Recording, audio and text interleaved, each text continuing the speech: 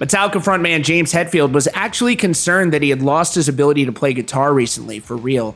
Slipknot vocalist Corey Taylor, his new solo album is out now, and he talks about receiving a serious threat during a previous show at the Forum where his live stream was tonight. We got a lot to get to. Stick with us.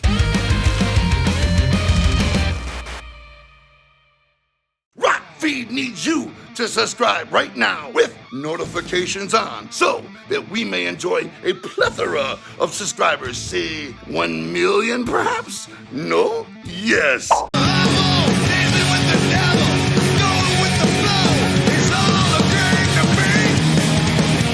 Corey Taylor's solo album is out everywhere now. You can pick it up on your favorite digital platforms. You can buy bundles on his website. And of course, you can check out his live performance. You can actually watch previous recorded version of it now at the time the show goes live. You can go over there on his website and pick it up. You can watch a DVR version of it. It's called Forum or Against Them. It's at the Forum, a historic venue in Los Angeles. And in response to this show, Corey shared a scary story about one of the first times that Slipknot actually performed at the Forum, and actually him receiving threats before going on stage right around the time that 9/11 happened. Actually, this is what he said in a press release about that show. He said, "The first time I played the Forum that I remember was 2001 with Slipknot. It was on the Pledge of Allegiance tour. It was right after 9/11. So it was a crazy, crazy time. It was the first time I got a threat. Somebody called it into the switchboard and said, 'You have a hero playing there tonight. His name is Corey Taylor and he's a dead man.' Because legally they have to tell me these things. I played the whole show wondering if there was a laser pointer on me the entire time. And then the fire marshal threatened to shut the show down because it looked like a riot was going to happen and the barricade was starting to break. So to keep from shutting the show down, I had everybody stop and we had a moment of silence for the people who died on 9/11. And because we did that, everyone stopped and you could hear a pin drop, and it was at least a minute. They were able to fix the barricades, and the fire marshal was like, 'I've never seen anything like that.' That's my first memory of the Forum." Again, tonight he played Forum or Against Them, and you can still see the show. It's not done yet. You can still purchase a ticket and watch a DVR version of that performance. Now, very good show. Full-scale production, pyro, fire, everything. It looks awesome. And let's move on and let's talk about the ongoing Fear Factory saga. Their longtime vocalist left the band. He said he felt like he couldn't trust his bandmate, guitarist Dino. He says that basically there's this ongoing feud going on between them, and that is what led to his decision to leave the band. We talked about this the other day. And now Dino has put out another statement basically saying, if you stay out of the band, we're not going to hold your spot forever. We will move on. It seems like he's talking directly to his former bandmate, to which he said the following. Dino wrote, "The departure of the dry lung vocal martyr. Last week, Burton C. Bell announced his decision to leave Fear Factory. We were all saddened and surprised to learn the news, as it was not discussed with anyone within the Fear Factory camp, as he has not spoken to anyone in well over a year, which has made communication difficult. With our upcoming new album penned for a 2021 release, it is sad that he has chosen to do this. There's been a lot of speculation as to why this happened, with many fans posting negativity and sometimes very hurtful comments on all of our social media platforms, mainly directed at myself. There are, however, a lot of inaccuracies in Burton's statement posted on his website, and as always, there are two sides to every story. After a long court battle with the two ex-band members, Burton lost his legal rights to own the name Fear Factory. I had the opportunity to do something right, and I felt that obtaining the name in full was the right thing to do for both of us. So after nearly 4 years, we can continue as Fear Factory to make more records and to tour. That is why it's sad to hear that he decided to quit, and in my opinion,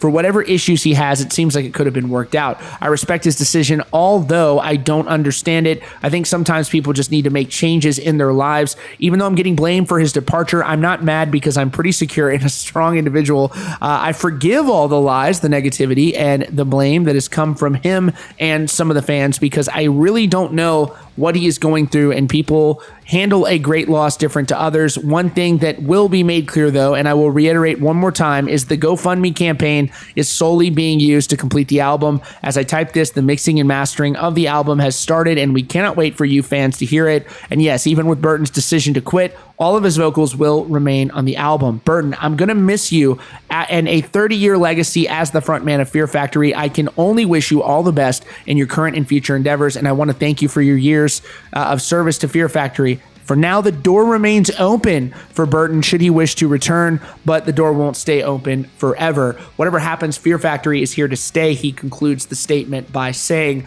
So a few things here. This is my hot take on this right now. It's that it's very nice of them to leave the door open for him. It does seem like this could be repaired. Maybe they could work things out. If I was Burton, I would suggest talk to your friends. You were in a band with them for 30 years. Don't just shut them out. Don't just not take their calls. Give them the opportunity to make it right. To Dino, I would say, did you consult with him before you got the full rights to the Fear Factory name? Was he involved in that process at all? Was this something you surprised him with? You know, did he come back and say that he wanted to have a share of the name with you? Did you object to that? I'd like to know more about what went on with that. Are you willing to compromise? Are you willing to give him maybe a share in the name? That is something that I'm sure a lot of people are wondering that's not really being asked right now. He seems to contend that it seems like he made it seem like it went behind his back. I'm not saying that's what happened, but that seems to be how he's taking it. But, you know, I would love to see for these guys get back together. Life is too short to worry about this kind of bullshit, and I hope that they're able to work that out for the sake of a really cool band that I hope to see continue, you know, playing live shows. So, all right, that is all on that topic, and I want to move on and talk about Metallica specifically. James Hetfield gave an interview this week where he talked in depth about going off to rehab and being away from the band for quite some time, and this was a conversation with So What, and he talked about their current state going on with these lockdowns, and he talked about what it was like returning to performing and rehearsing with the band. And so he's been away for a long time, and not just with going to rehab, but also due to the pandemic.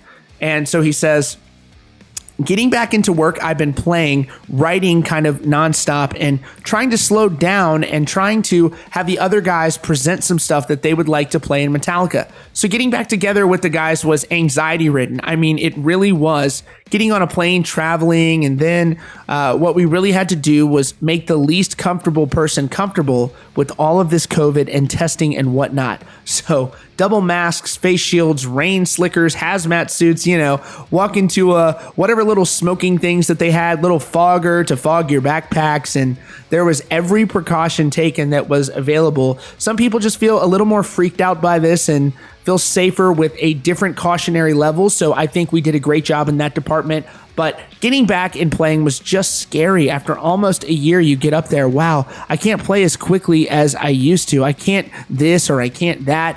And it's all the same stuff that's happened over the years when there were nightmares before getting back together. And then as soon as we play, everything's fine. It's just that messed up creative mind that's the blessing and the curse, you know?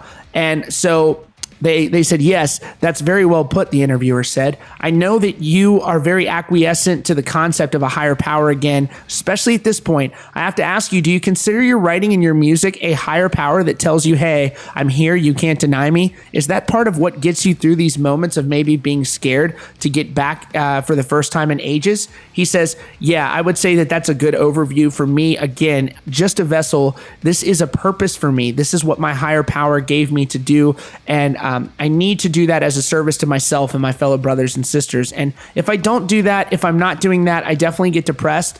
I get a feeling of uselessness, or, you know, I got nothing, which is untrue. But there's a part of me of the worldly man that wants to feel purposeful, especially as a human, that we're creating, we're achieving, we're all that kind of material side of things that tends to satisfy us for a little bit. That is certainly not the end goal, but the service part. Writing, creating, even having the work for the crew who has been struggling. When we're not working, we're not out working. So usually it would be that if we're not working, then they could go work for someone else for a little while. But no one is able to work and everyone is struggling. So any little bit like this, the drive-in thing was very, very welcome, and a lot of gratitude was expressed from the crew. And hopefully we're sooner rather than later for Metallica actually getting to get back up on the stage and play for their fans. Maybe sometime next year if we're very fortunate. We'll have to wait and see. Of course, I don't have the slightest clue.